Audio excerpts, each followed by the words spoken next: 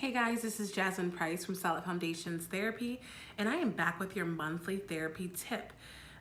So today I want to talk to you about how to set better boundaries with extended family or even family that you live with. As you all probably know, we are in a very unique time in the world right now, and there's a lot going on, and all of us are finding ourselves on different sides of the spectrum. And so one of the things that's been coming up often is, how do I deal with that when it's someone that I really care about that lives with me or that is in my family? How do I manage when we don't agree? How do I manage the difficult conversations? And one of the biggest tools that I have for you to do that is to set boundaries. And so the first tip that I have for you is know your triggers so that you can anticipate them.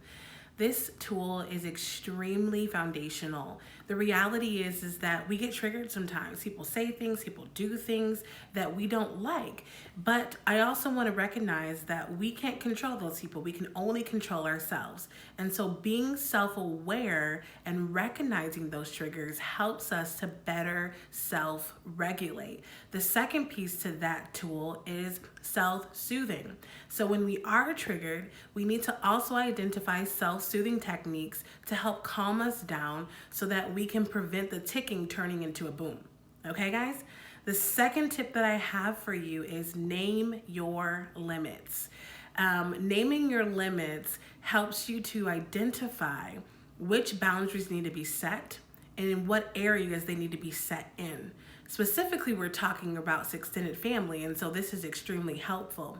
So if you are recognizing that, hey, there are certain relationships within my family that I need to be naming certain limits in, then I suggest that you bring up those conversations about what you will tolerate, what you will accept, what you won't accept, what you won't tolerate. Okay? The third tip that I have for you is be direct while also being respectful.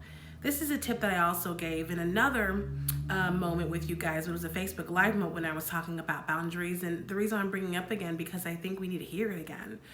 Being respectful with also being direct, I think, is the way that we can actually start having healthier conversations. So it's okay that you have boundaries. It's okay that you need to set boundaries. I think the harmfulness is how we do it. And so if we can take an approach that is blameless and harmless, then we can have better relationships with our people that are closest to us. The fourth and final boundary that I have for you, or boundary tip, is self-care, y'all. We need to take care of ourselves. That means maybe we need to unplug for a day. Maybe we need to call that person today, right? Or if we're on the phone and it's getting too hot and heavy, maybe it's, hey, we can't have this conversation right now and I'll call you back. We have to start taking care of ourselves mentally, spiritually, physically.